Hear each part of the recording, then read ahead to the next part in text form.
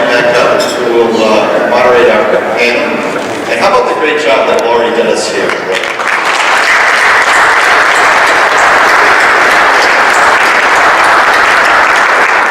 Before I step away, I see that Mayor Alonso has joined us. Mayor, thank you for joining us this morning, and Laurie, over to you. Thank you very much, Mike. So yes, I do want to mention and welcome and thank Mayor Alonso for coming with us today. We did do a really interesting panel with the mayor and several business leaders a couple of weeks ago, right in the next building. And believe it or not, one of the things that we talked about was the fact that there are over 60 projects now in the works in Providence. So I think we all owe a tremendous debt of gratitude to the mayor for his leadership.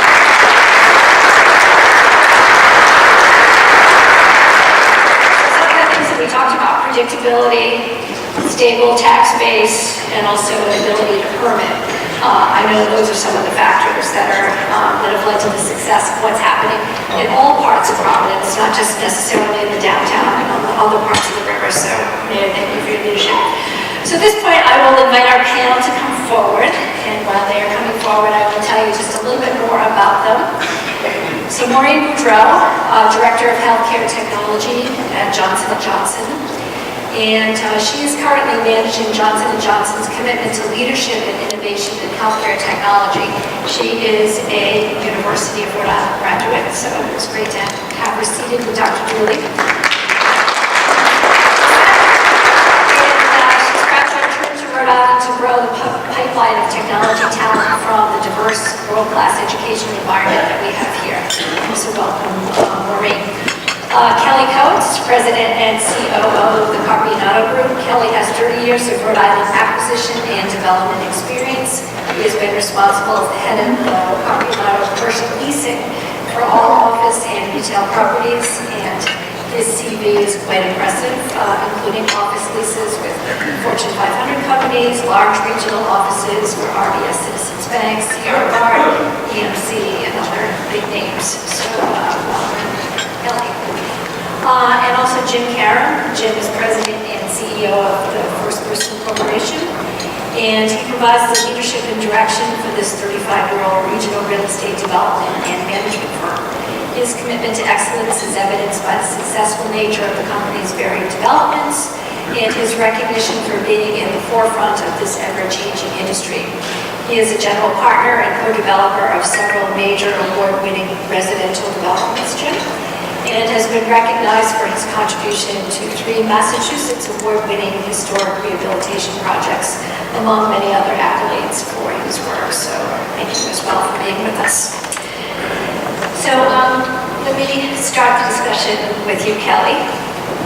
And in recent weeks, you have been very much in the news because Carpionato Group is assuming property buying some of the former property of the former Benny's stores. So roughly 29 pieces of property that were very prominent and historic Benny's franchise. So tell us a little bit about what motivated that and what are your plans for this property?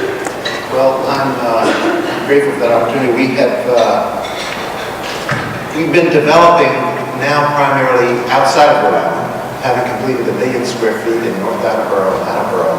And my colleague over here, Joe Pierrick, we're just buying him a Winnebago because he spends almost every night in Connecticut as he commutes back and forth to Middletown. We're doing 1.2 million square feet in Avon, and next month or two we'll be opening in Glastonbury, Connecticut.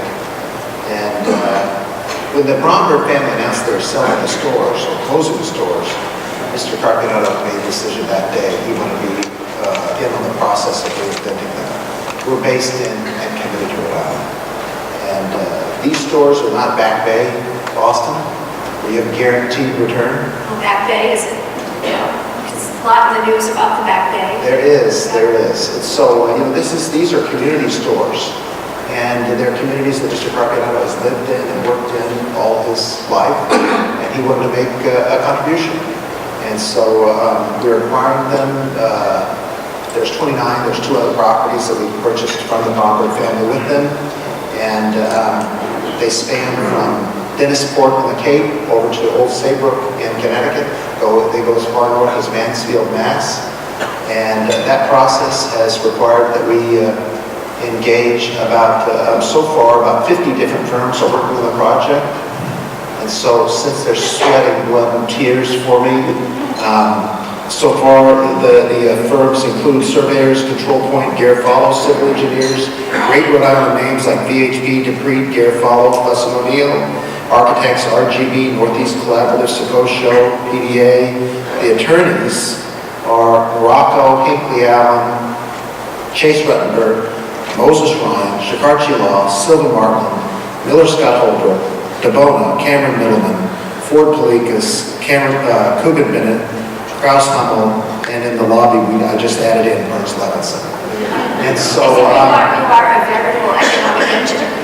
Well, that's a great story because they're all Rhode Island companies, and it's all here local. And so the Binny's budget, which we announced before, is $100 million, and that will all be spent locally. It will be spent over the next 2 years. The first construction project will happen in June, and we're already into permitting. And we have 73 signed leases for over 50% of the portfolio so far, representing millions and millions in rent, but more importantly, companies that want to make a commitment to Rhode Island. And so we're excited about that. So give us a flavor about what you have seen in the market. Like what do you see with these properties that perhaps somebody else didn't see? What was the driver for acquiring this very vast portfolio of 29? Well, because there's so many stores, and because all the Binny stores are vacant, so you're not buying an income stream. There are a limited number of companies that pursued this. There were companies that were interested in one store or another store. But the technology for the buildings is all outdated, and there are environmental challenges just because of their age. For example, asbestos that a lot of companies would take on. So it's not so much that we saw what other people didn't, it's that we were willing to make a commitment sufficient to encourage the family to sell it to us. And what do we see? We see that they're almost every Binny store you drive past, it's that grade of the street, great frontage, all have pylon signage. They're right in the heart of their communities, and they're not CVS stores or Walgreens where you're right at the corner, super powerful locations, but they're all on state roads. They're great real estate, and our response has been phenomenal, and we look forward in the next couple of months to announce stores that will be coming in. So can you give us a preview or Well, what are some of the big names that you're going to sign? Well, we love food. We love food in all forms and shapes. There's going to be a lot of restaurants. There'll be some supermarket announcements. Of course, because of some of the locations, there'll be stores that appeal more to the middle market and some of our more challenged communities. But I know that whether it's Santander Bank or Bank Newport or Chick-fil-A or No-Filet, there's lots of great names that are coming into the portfolio. Okay, well, we'll circle back with you in a few minutes and maybe you'll think of a few more. So while we're on the subject of development, we'll go to Jim Karam next from First Bristol. So Jim, your second hotel in Providence is making great strides right up the street here. Lots of steel in the sky at this point. So tell us about your perspective of Providence. You've been in every major market in New England. You've been in Worcester. You're prominent in Boston as well. Prominent in Providence. What do you see? Compare and contrast those markets and tell us how we stand compared to our colleagues. Lori, I think it ties into the theme of what we saw in the poll about the talented workforce. First and foremost, what we see in industry and business today is people are looking for a talented workforce. The days of communities selling cheap, I have cheap taxes, cheap land, cheap labor, cheap utilities, really doesn't work. Companies are looking for an educated workforce, for a talented workforce. It's the knowledge-based economies that are driving the economies. And we've been focusing on 3 cities over the last 6 or 7 years, and it's primarily Boston, Worcester, and Providence. The hotel we're building at Exchange Street is something we've looked at for a number of years and figure out how to make it work from an engineering perspective, and required a lot of study and a lot of consulting with some of the same firms that Kelly has mentioned here in the state. But this is our 5th hotel in the state of Rhode Island. We have 3 in the Newport Market, the Hampton Inn in downtown Providence, and now the Home and Suites by Hilton, which is an all suites brand. So we've had great success in Rhode Island. We think it's a great marketplace. We're very positive about Providence. I would tell you, when we're in the marketplace, talking to peers in the group, talking to industry that we're soliciting for other opportunities, we do office and retail as well as hotels. Constantly, whether it's Worcester or Boston, we hear people from those markets asking about Providence. They want to know, is the perception reality? So Providence is really perceived to be on the move. I mean, obviously, you mentioned there are, 60 projects underway, but when you look at the major projects taking place, like the Wexford Group and others, including our own and some of the things taking place. When you look at the educational institutions in the state, such as Brown and RISD and the demand they have, and of course URI. I'll have a commercial about URI a little later, but it's really perceived as having a formula that works today. And although Providence is a comer, it's got a long way to go. The other thing I would tell you, and the governor's not here, so I don't have to worry about this being commercial. Government is perceived as being positive in the city, in the state. People think that there's been a sea change in how government operates in the state. So I think from a permitting point, whether it's companies or developers, I think they look at this city and state in a very, very positive way. And that's certainly a compliment to the mayor and the governor and the leadership in the legislature. So I congratulate them on doing that. Again, we think we're very positive about Providence. We've had a great run in the state. We also see, as the economy has improved, the convention center, the dunk, tourism. Providence is really perceived as a fun city. When we initially did our market study many years ago for the first hotel, we saw it as a Sunday through Thursday hotel. Business people fly in on Sunday and they fly out on Thursday. We are sold out most weekends. And that's because Providence is really perceived as a place to have a great time, and it's perceived as a safe, walkable city, especially with water fire. So those things have really driven the business on the weekends that we've never imagined, certainly to the level that we're experiencing. We do a lot of business with some of the major corporations here in town, Textron, Bank of America, all the various companies. And as that continues to grow with the advent of companies like Infosys and others, I think they're going to lead the way to further changes. So we're very optimistic about the city. So do you see a more porous border between the Boston market and the Providence market, and a lot more flow between the two? Yeah, I would say, and I was talking to Kelly about this, and I don't mean to be facetious in saying this, because Boston is the rest of the world. So, but some of the basics are the same. Boston is about eds and beds. The beds in our hotels it's about hospitals, and the eds are about the educational institutions. So they got the leading educational institutions in the United States and the world, and people are flocking to that city for that talent. I mentioned earlier, people don't want cheap. I mean, I think in Class A office buildings in this town, and I don't know as well as I should, but I think it's someplace in the $35 to $40 a square foot range. Boston is $70 to $90 a square foot for a new office tower in Boston, and most of these towers are nearly leased up before the building is completed. Think about that. Seaport District is on fire, but when you look at what's taking place there, the similarities. Again, I think on the education side, I think with Brown and RISD, with national and international fame, I think URI is coming. My commercial about URI is, I used to be chairman of the University of Massachusetts system for 4 years. And when I was chairman, our budget was funded 40% by the state of Massachusetts. Today, it's down to 20%. And that's what's happening with public education. URI, I think, president can speak to it better than I can, is only about 10 or 11%, one of the lowest in New England of state support. That needs to be increased. So we have got to make URI compete at a much higher level.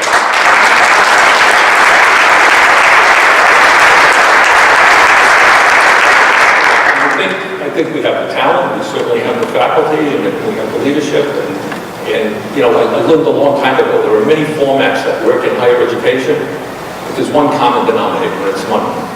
Boston has $1 billion a year in research and development, funded research and development by the government and private industry.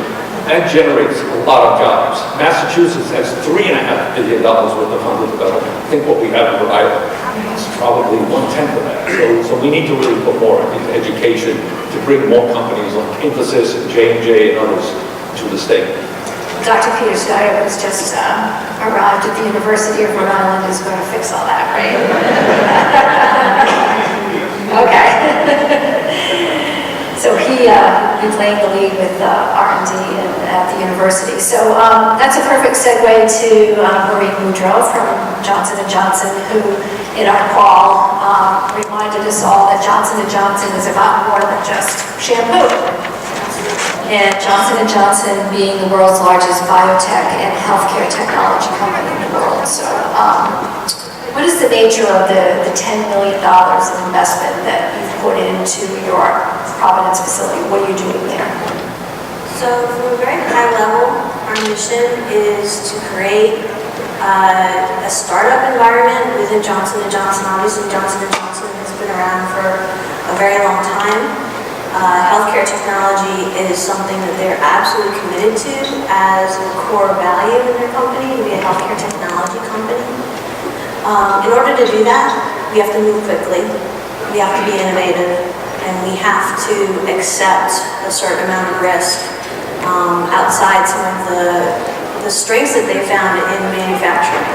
So what we're doing is encouraging that kind of innovation, and our goal is to retain high intellectual property technology initiatives within Johnson & Johnson. We have a highly skilled workforce, and that's allowing us to create technology solutions that are a little on the edge of Star Trek. And our goal is, based on our credo, is to improve the lives of doctors and patients and the people that use Johnson & Johnson's products. And we're going to do that using the technology that we have at hand. We have partnerships with other organizations within Johnson & Johnson.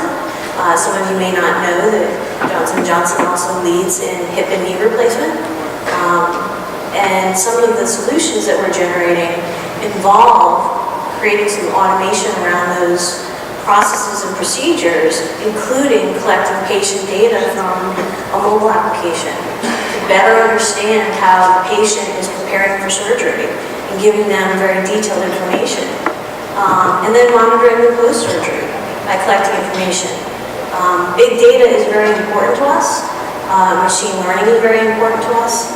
And having a very strong data science program here in Providence has allowed us to create very actionable analysis of the data that it provides to us, from everything from brand protection to predicting outcomes to surgery. So how does that bump against what we're hearing a lot about now is, privacy, the issues around data privacy, and how does a big, world-class giant like Johnson & Johnson approach the idea of privacy, particularly as it pertains to one's personal medical record? Absolutely. We will interact with hospital EMRs or doctor EMRs where the majority of patient information is stored. In some of our more cutting-edge solutions, we really don't involve patient health information at all. There's an identifier for a patient, and that's about it. And that allows us the flexibility to focus on the innovation piece, and while maintaining the high level of security that you want around your healthcare information. You don't necessarily want third-party products to know who you are or what your condition is, or to make you personally identifiable. So we have processes around that. They're very successful. And it also reduces our risk.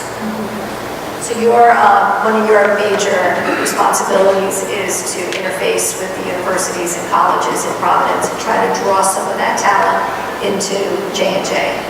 Yeah, when Johnson & Johnson hired me, I don't think they realized how enthusiastic I was about, my story here is very personal. I grew up in Rhode Island. I went to high school in North Kingstown. I went to URI twice.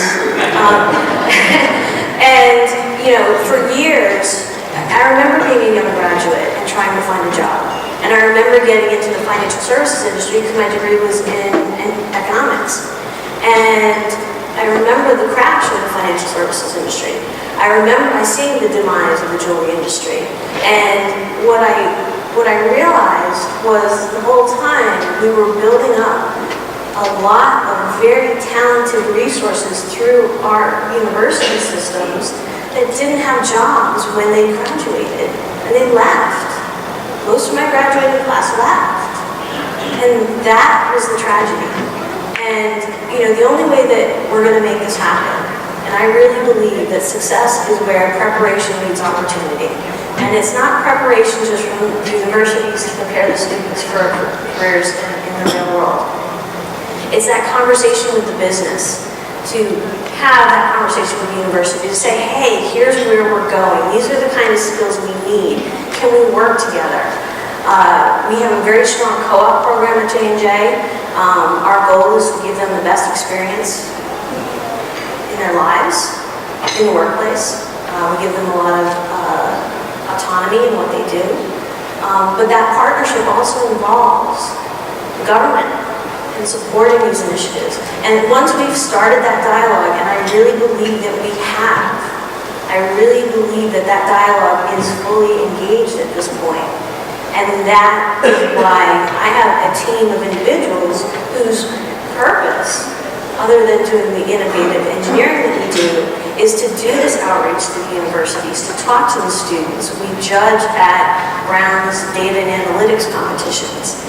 Get to know the students. Let them get to know us as something that's not shampoo. Our first career fair, everyone was just walking past us and we're like, do you know we do technology? Anyone? The first year was really educating people about why we're here.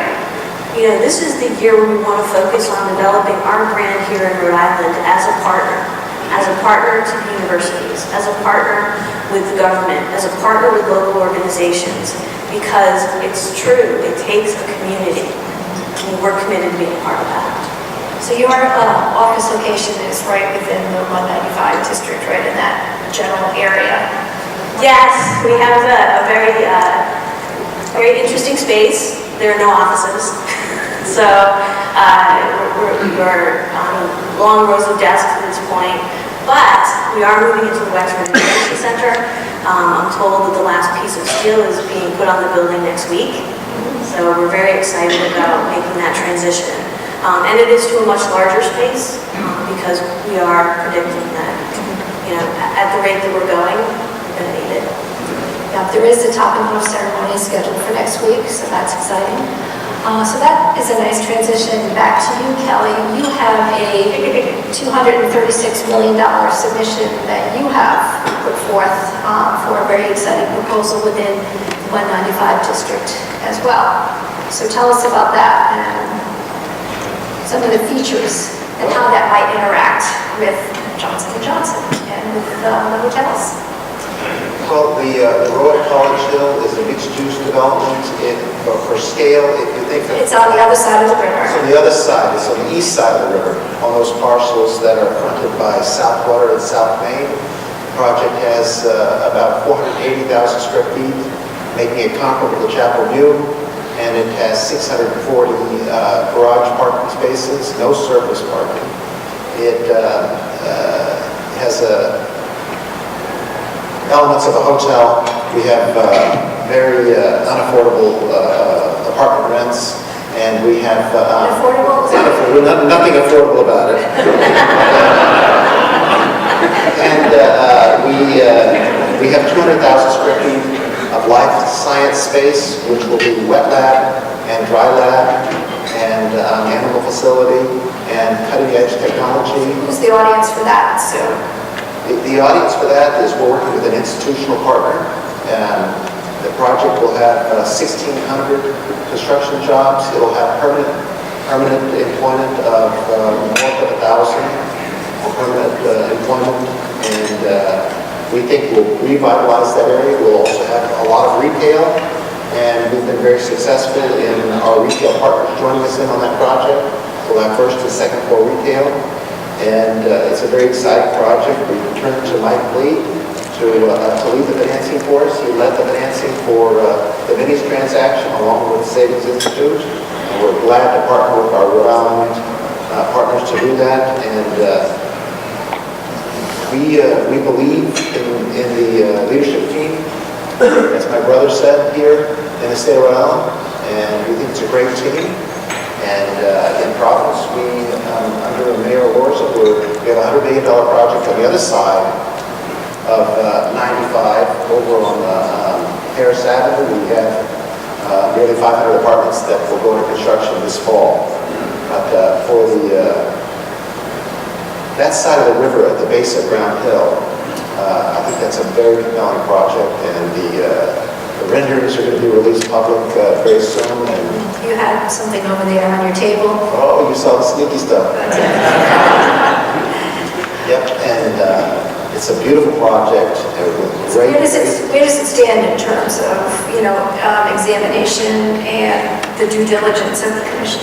Well, we're right now the 195 Commission, and their first hearing on it is next Thursday night, and we'll go through that process. If we are so blessed to redevelop, if they entrust us with that asset and we develop it, we imagine that we'll be breaking ground about a year from now. It's a very, very exciting project, and we've met with so far 35 different groups that all have groups of neighbors, whether it's a jewelry trade district, whether it's a downtown association, whether it's a Fox Point neighborhood association. We've been meeting actively with everybody to get their input. We've refined the project over the last 8 months, and formally submitted. One of the aspects that I find really intriguing about it is the wet lab space, because we know that there has been a dearth of that kind of space in this area, and Maureen would probably know a little bit about that as well. So that would be a real nice entry into the market. So Jim, let me just go back to you for a second. They say in the retail business that, numerous jewelry stores, numerous clothing stores is a good thing, because it draws customers. Kelly's making a mistake building another hotel. Well, that's what I was going to ask. Is that the same thinking, to have a real critical mass of first-rate hotels is actually a good thing, or? To a certain extent, what you need is product variety. As I mentioned earlier, we're building this new hotel. It's an 8-story hotel on the corner of Exchange and Steeple and Memorial Boulevard. It's an all-suite extended stay hotel. So whether you're staying for a night, or we have 2 of these hotels in the Newport market. We have people that sometimes check in for 500 nights because they're doing a contract with the government. They don't want to live in a hotel room. We have business travelers who work for companies like Johnson & Johnson who are on the road 300 days a year. Think about that. 300 days a year you're on the road. You don't want to live in a hotel room. You really want an apartment, and you want the amenities and the concierge services that we provide. So this is an all-suites hotel. There are none in the city. We thought that was a great product. There's some in Warwick, some out in Seacon. We think that market is actually absorbing the Providence demand. So we think there was a demand for that product. I've said this to the governor, I've said this to other governors, I've said this to mayors. Hotels don't drive economic development, they follow it. So bring in Hasbro downtown, bring in more major companies as we've seen recently. Bring CVS downtown, or somebody like that with an expansion, and you'll see more hotels. But just to build more hotels, I think you're going to create demand. It's really not how it works. There's a finite demand. You will create some additional demand with hotels, but not enough to support them. So I think people need to tread lightly. Occupancy and rates are starting to flatten out in Providence. They've had a great run for the last 5 or 6 years, and you're seeing a slight flattening. And I think until the Wexford project gets developed, hopefully Carpionato develops this site, and if you put wet lab space down there, it's phenomenal, because you know, we have a hotel in downtown Worcester. We built the exact same hotel in downtown Worcester. There are 12 colleges and universities in Worcester. People don't realize that, including UMass. That's probably one of the leading R&D firms outside of Boston. And there are a lot of people, companies, giant J&J, others who come and collaborate with those university professors in the research that are doing it. They have, by the way, they have a Nobel Prize winning researcher at the school who grew up in East Providence, Rhode Island, Craig Mello. So it's a Rhode Island guy leading the charge. I hope someday they can steal him and bring him around or something of that nature. But the companies, biotech companies, are starting to locate around the university so they can share it in that research. So I think, you know, to me, the 195 project and what Kelly is talking about is very analogous to the Seaport District in Boston. That wasteland that was nothing, that today you can't find a piece of property to build on today, and every building is 500,000 square feet. It's really changed the image, believe it or not, of Boston nationally. That a lot of people didn't think Boston could take on all this additional space, and just swallowed it in a New York minute. And I think the 195 project and what others are doing around there is going to create the same image for Providence that the Seaport District has done for Boston. Fantastic. So what better news is there than that? So how about a nice round of applause for our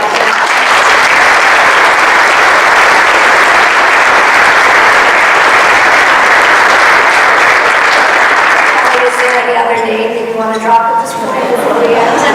Exchange Jacks. Exchange Jacks, okay. Is that it? That's it.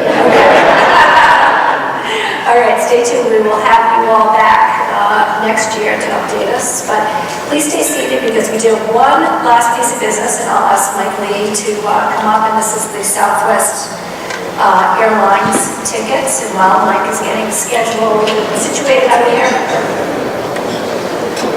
we do have a 60-second video that our good friends at Southwest prepared for this occasion. They couldn't be here, so let's just take a quick look at what they have to share. We love the video.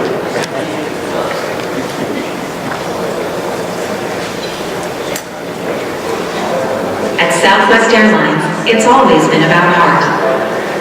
It's about loving people, about putting others first. It's about building resilience, connections that last, because distance shouldn't keep us from being neighbors. It's about living responsibly and doing things the Southwest way. We believe the act of connecting can make the world feel a bit smaller and the future a little brighter. And it all starts with heart.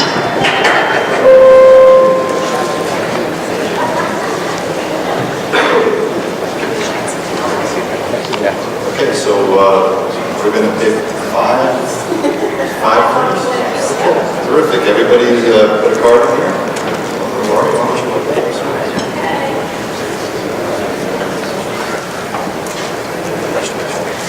Rob Crane from the Boss Sox.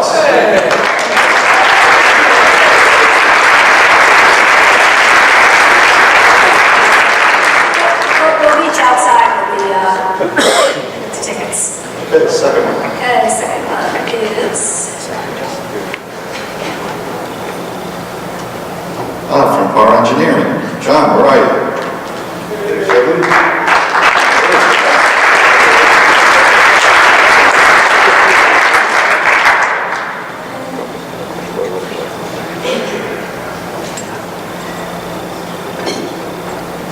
From PJP Packing, John Powers. John, where are you? He had to leave, but we are happy with him. gotta be present to win. Okay. Next. From Printing and Knitting, and I can't see the name on here. Mailing Fulfillment. Do you see a name? Is it on the back? There we go. Okay, Neil Manchester. Ms. Neal with us. Hey, Neal, congratulations.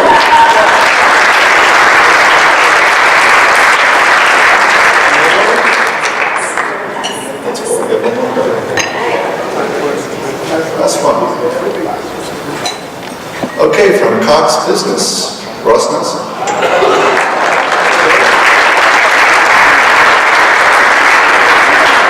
Once again, folks, thank you all for joining. I appreciate the fact that you came out with the impending snowstorm.